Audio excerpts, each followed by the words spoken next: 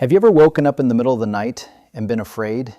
Not of anything outside, but of your own body?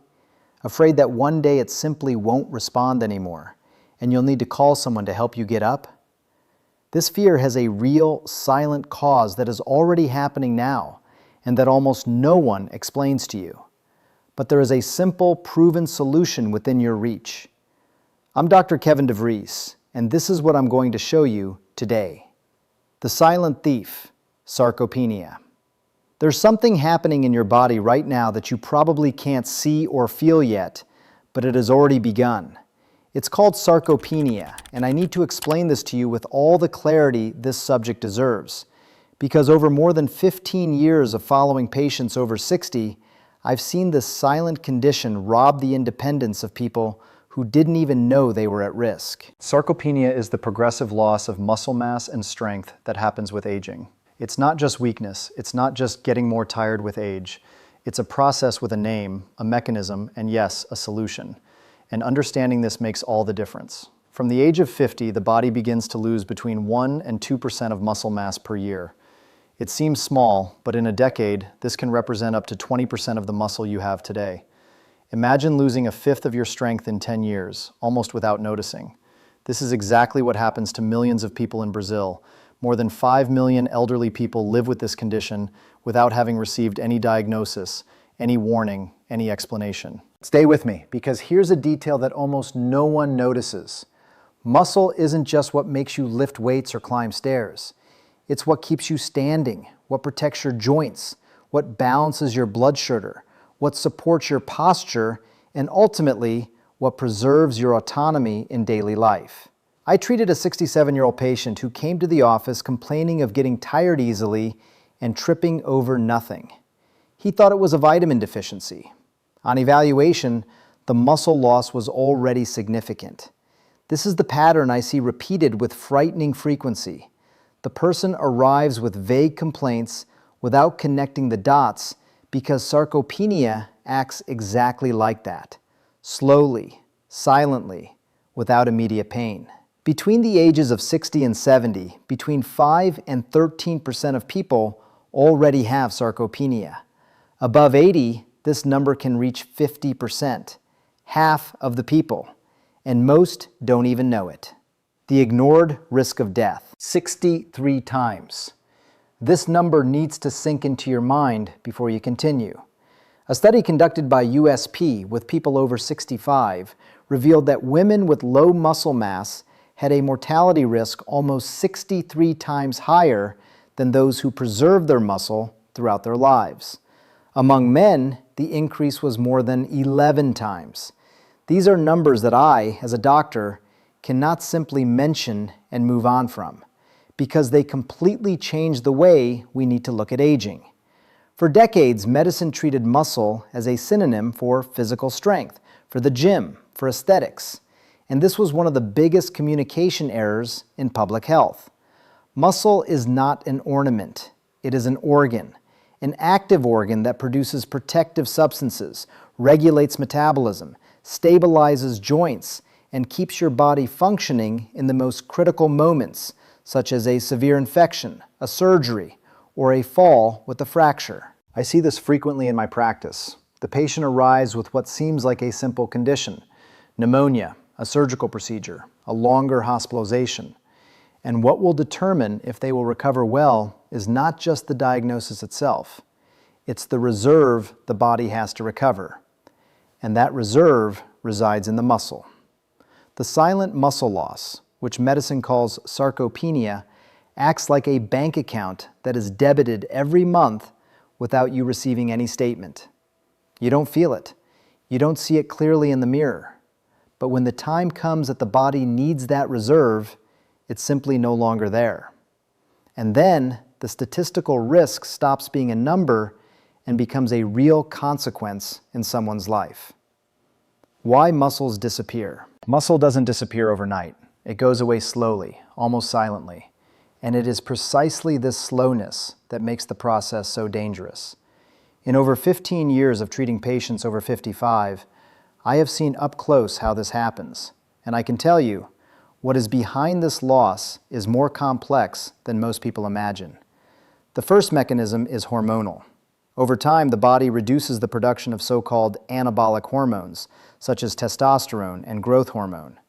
Think of these hormones as internal builders. When production drops, the muscle begins to shrink, almost without warning.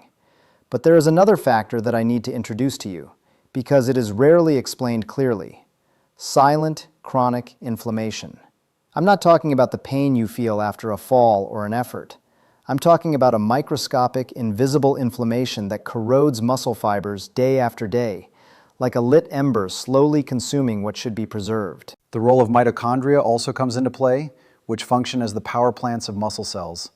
With aging, these power plants lose efficiency, and the muscle loses its ability to recover and regenerate properly.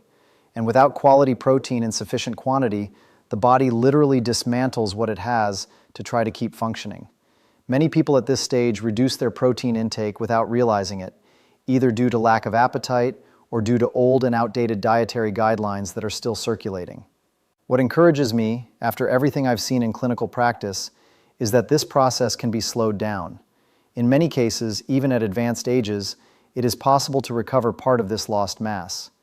The human body responds when it receives the right stimuli: the fuel of muscles, ATP, and cellular energy. There is a currency the body uses for everything: to walk, to get up from a chair, for the heart to beat. This currency is called ATP. It's not a supplement, not a food. It's a molecule produced within the cells themselves, inside the mitochondria, which function as the body's power plants. When you were younger, these power plants worked at full capacity. The muscle asked for energy, the body responded. But over time, something starts to change. I see this frequently. Patients who come in saying they get tired easily, that their legs feel heavy, that they get up with more difficulty than before. Most blame age, as if it were inevitable. But what is happening, in most cases, is a silent drop in cellular energy efficiency. Imagine a cell phone battery that over the years starts to last less and less. It still works, but it can't hold the same charge anymore. This is exactly what happens with ATP production in the aging muscle. The cell still produces energy, but in smaller quantities and with less efficiency. And the muscle, without sufficient fuel, cannot contract with force, does not recover well, and loses mass. Stay with me on this point. It's not just weakness that increases. It's also the slowness of recovery. You make a small effort, and it takes much longer to feel good again. Over more than 15 years of following patients in this age group, I have learned that restoring the cellular energy capacity is one of the most important and most underestimated interventions in caring for the aging muscle. The solution revealed: creatine. After understanding what happens to the muscle over time, the natural question is there a way out? Yes, there is. And it's not expensive, not exotic, and it didn't come from some secret laboratory. Creatine is already inside you. The body itself produces it, mainly in the liver and kidneys, and it functions as an extra battery for the muscles, a strategic reserve of energy that they access in moments of effort, when getting up from a chair, climbing a step, carrying something without hesitation. The problem is that this reserve shrinks with aging. I see this in my practice: people who report early fatigue, difficulty maintaining a pace in simple activities, that feeling that the body no longer responds as it should. Most of the time, it's not a lack of willpower. It's a lack of raw material. A review published in 2025, compiling data from 15 international studies, confirmed that creatine supplementation in older adults promotes real gains in muscle mass and strength, with a direct impact on functional autonomy and safety when moving.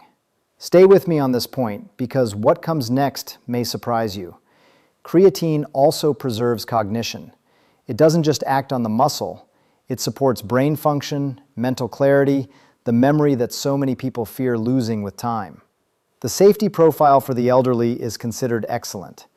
Over more than 15 years of following patients, I have rarely found this combination: proven effectiveness, low risk, and benefits that go far beyond what most people imagine when they hear the name creatine.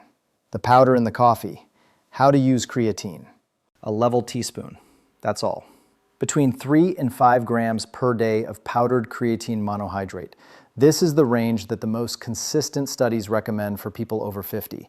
It's not much, it's not expensive, and the taste, practically none. In my clinical practice, the biggest barrier I encounter is not the price or the taste. It's the doubt about how to fit this into the routine without turning breakfast into a complicated ritual. The answer is simpler than it seems. Creatine powder dissolves easily in any liquid. In coffee, milk, juice, yogurt. A level teaspoon, a stir, and you're done. I have a patient, Mrs. Maria, 66 years old, who told me in a consultation that she was afraid she wouldn't be able to maintain the habit. 2 months later, she confessed that she barely noticed she was using it anymore because the gesture had become as natural as sweetening her coffee. Stay with me because here's a detail that changes everything. Consuming creatine along with carbohydrates significantly improves absorption. When you eat bread, fruit, or any other source of carbohydrates, the body releases insulin, and insulin acts as a kind of carrier. It opens the way and transports creatine into the muscle cells much more efficiently. That's why mixing it in fruit juice, milk, or yogurt is not just a matter of convenience. It's the smartest way to ensure that the supplement reaches where the muscle really needs it. Hydration, the forgotten partner. Most people who start using creatine don't realize they're leaving half the job undone. Not because they're doing something wrong, but because no one explains what happens inside the muscle fiber after you ingest this supplement. And this detail changes everything. Creatine has a very specific function within the muscle. It helps the cell retain water inside it. Not the water that is between the tissues, but water inside the fiber, where the muscle really works. Think of it this way. If the muscle were a plant, intracellular water would be the sap. Without it, the plant wilts, loses firmness, loses life. The muscle does exactly the same thing. I see this frequently in my clinical practice. The patient comes in saying they tried creatine and felt no difference. I start asking about their routine and find out that their hydration was irregular. Sometimes a glass here, another there, far from the 2 liters the body needs to sustain this process. And the effect naturally is compromised. The recommendation is clear. At least 1.5 liters, ideally 2 liters of water per day. Not tea, not juice, not coffee, water. Because creatine needs a hydrated internal environment to perform its role. Without it, the supplement passes through the body without fulfilling its most important function. Stay with me on this reasoning. Creatine does not work alone. It depends on what you offer your body throughout the day. Hydration is that silent, forgotten partner that determines whether the investment you are making will actually get where it needs to go. Movement, the lock that creatine unlocks. Some people take creatine for weeks and feel little difference. Not because the supplement failed, but because the other side of the equation was missing. Creatine is extraordinary, but it works by responding to a call. And that call comes from movement. Think of the muscle as a generator that needs to be turned on. Creatine comes in as premium fuel. But if the generator doesn't start, the fuel stays in the tank. This is exactly what happens when a person supplements and continues to be sedentary. The potential is there, but it remains dormant. I see this frequently in my practice. A patient arrives discouraged, says they felt no results. Then I ask, did you move? Many were waiting for creatine to do the work alone. But it potentiates, it doesn't replace. It needs a signal to act. And here's a detail that almost no one notices. This signal doesn't have to be a gym. For those over 60, the movement that activates all of this can be surprisingly simple. Getting up from a chair without using your hands, climbing a flight of stairs, a 20-minute walk. These are everyday gestures, but for the aging muscle, they work like a switch that tells the body, we're still in the game. What matters is not the intensity, it's the consistency. When the muscle receives this regular stimulus, creatine has a place to work. It accelerates recovery, reduces fatigue, and helps build progressive strength. This cycle, move, recover, move better, is what transforms a supplement into a concrete result in real life. Creatine beyond muscle, brain, and bones. The brain consumes energy voraciously. It's one of the things that strikes me most, even after years of clinical practice. The organ that controls everything, your memory, your balance, your decisions, never stops, and it needs constant fuel to function well. And here's a detail that almost no one mentions when talking about creatine. It doesn't just work on muscle. It is also present in the brain. Creatine functions as a reserve battery for cells. When the demand for energy rises, and in the brain, it rises all the time, this reserve kicks in to keep everything running. I see in my practice patients who start supplementing and report more mental clarity, less forgetfulness, less of that fog that so many describe after 60. There are studies that associate creatine with the preservation of memory and a potentially lower risk of neurodegenerative diseases, those that slowly erode who you are. And stay with me here, because what comes next surprises many people: the bones. Women after 50 lose bone mass at an accelerated rate, and this loss gives almost no warning. A hip fracture is one of the biggest causes of loss of independence in elderly women. Studies show that creatine, combined with exercise, helps preserve this mass, making the skeleton less fragile, as if reinforcing the structure from the inside out. Muscle, Brain, and Bones, a single, simple, and accessible supplement with a reach far beyond what most people imagine. Muscle as freedom and dignity. At 3 in the morning, when your bladder calls and the room is dark, what allows you to get to the bathroom and back to bed without waking anyone, without asking for help, without falling, is muscle. It's not disposition, it's not determination, it's not luck. It's muscle functioning, supporting, balancing. And this is exactly what sarcopenia silently takes away year after year. I've had to see this up close many times in my practice. A patient who stopped visiting his children because the stairs in their building became impossible. A woman who stopped picking up her grandchild for fear of tripping. It wasn't the will that went away, it was the muscle. And along with it, a huge part of their dignity. What I want you to understand is that this loss is not passive. It requires an active response. And today's science offers a real, accessible, and safe path to react. The first step is to name the problem: sarcopenia. Saying this word in a consultation with your doctor already changes everything. It opens doors for evaluation that remain closed for lack of a simple question. From there, the plan is concrete. Sufficient protein in the diet, because muscle does not rebuild itself from nothing. Regular movement, even if simple, because the body responds to stimulus.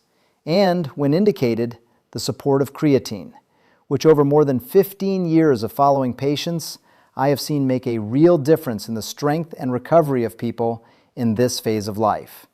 Weakness does not have to be destiny. The freedom to move with autonomy, to embrace without fear of losing balance, to get up without depending on anyone. This has a name, it has science, and it has a solution. So start today. A teaspoon of creatine in your morning coffee. That's it.